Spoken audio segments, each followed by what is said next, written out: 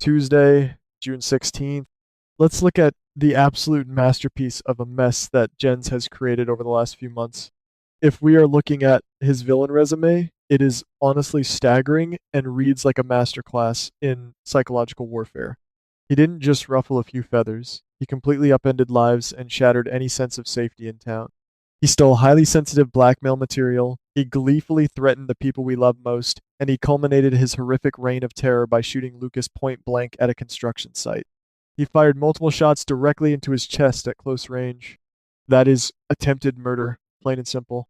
He was unhinged, desperate, and wildly dangerous, and the emotional damage he inflicted on the collective psyche of the town was deeply palpable. So, what did I want to see happen? What did we all rightfully want to see happen after enduring all of this? I wanted to see him rot in a dark cell in Pentonville for the rest of his miserable life.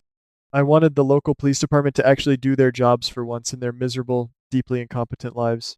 I wanted Lucas to bravely stand up in a crowded courtroom, look his attacker dead in the eye, and deliver a classic, Emmy-worthy soap opera monologue about justice, resilience, and survival.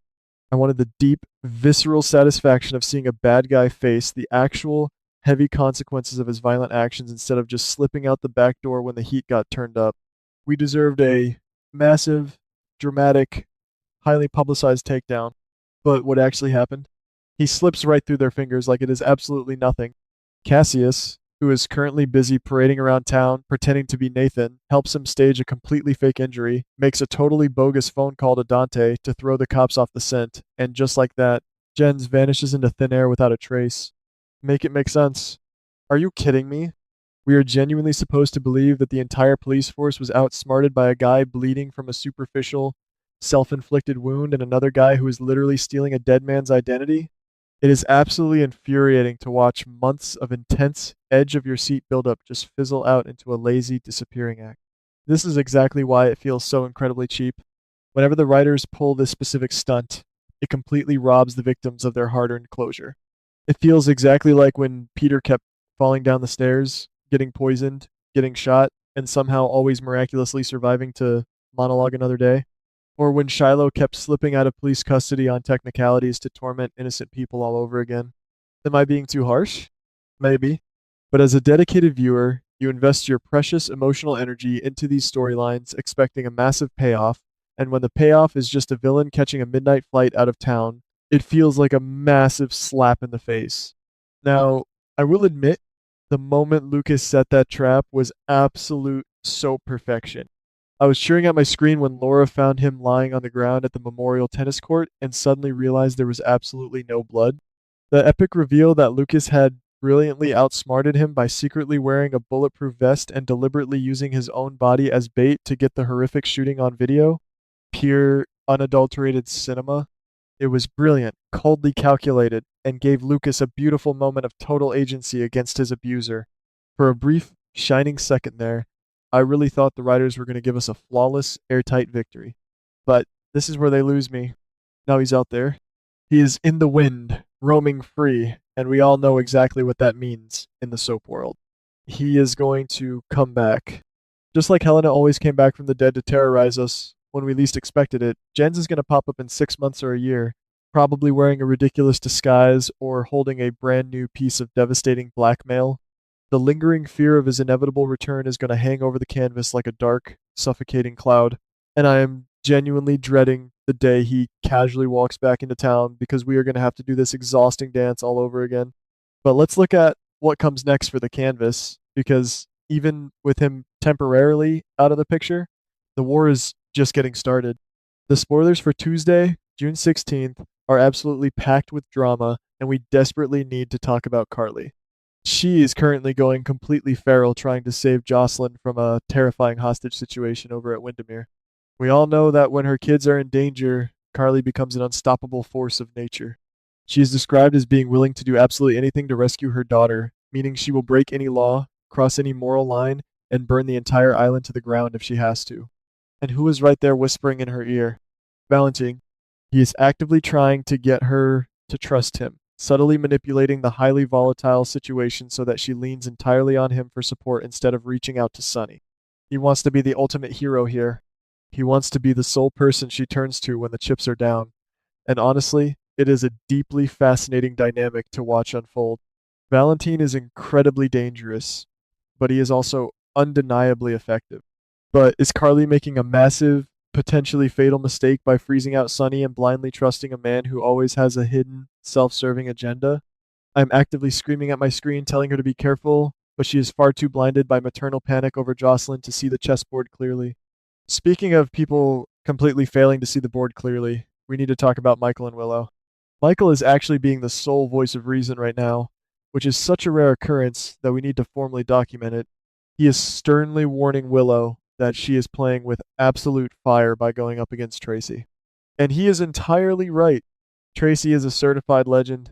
You do not cross her unless you are fully prepared to lose everything you hold dear.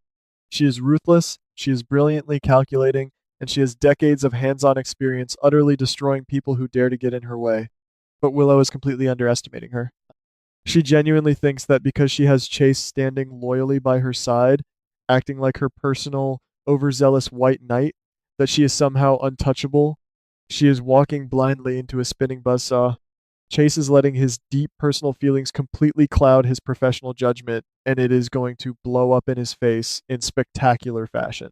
He actually takes the massive step of bringing Tracy into the police station, effectively slapping cuffs on a wealthy town matriarch, and immediately gets a massive, much needed reality check from Justine.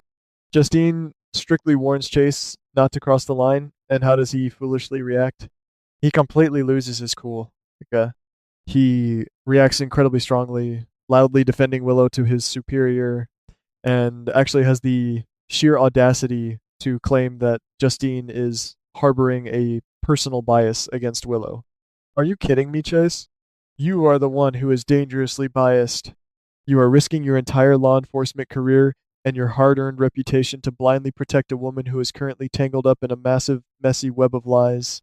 Justine is just trying to do her job and uphold the law, and Chase is acting like an irrational, lovesick teenager instead of a sworn officer.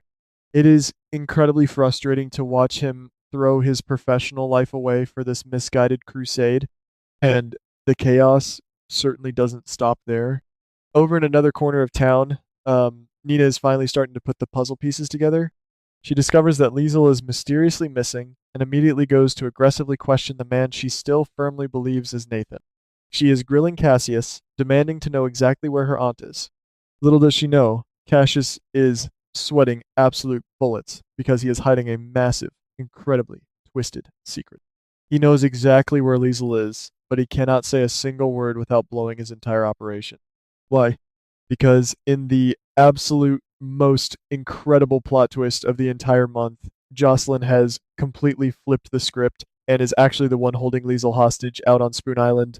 The sheer irony of this situation is just too delicious. Nina is out here frantic, genuinely thinking Liesel is in mortal danger from some terrifying outside criminal force, and the reality is that a college student has somehow managed to outmaneuver a hardened former villain and lock her up. Cassius is hopelessly stuck in the middle, desperately trying to maintain his fragile fake identity while simultaneously covering up a bizarre hostage situation that is rapidly spiraling out of his control. It is a ticking time bomb waiting to decimate everyone involved. Finally, we have to touch on the heavy teenage angst quietly brewing near the water. Emma is anxiously wandering around looking for Gio near the boathouse, and she is incredibly worried. She has the sinking gut feeling that he is not where he explicitly said he would be, and in this town, a bad gut feeling usually means someone is either lying through their teeth, in terrible danger, or both. After everything that dramatically went down at the pool, the loudly slapped faces, and the aggressively tossed drinks, this fragile relationship is hanging by a mere thread. Gio is clearly keeping secrets, and Emma is far too smart and observant to just let it slide without investigating. So, what do you guys think? I desperately need to hear your thoughts in the comments because my head is absolutely spinning from all of this.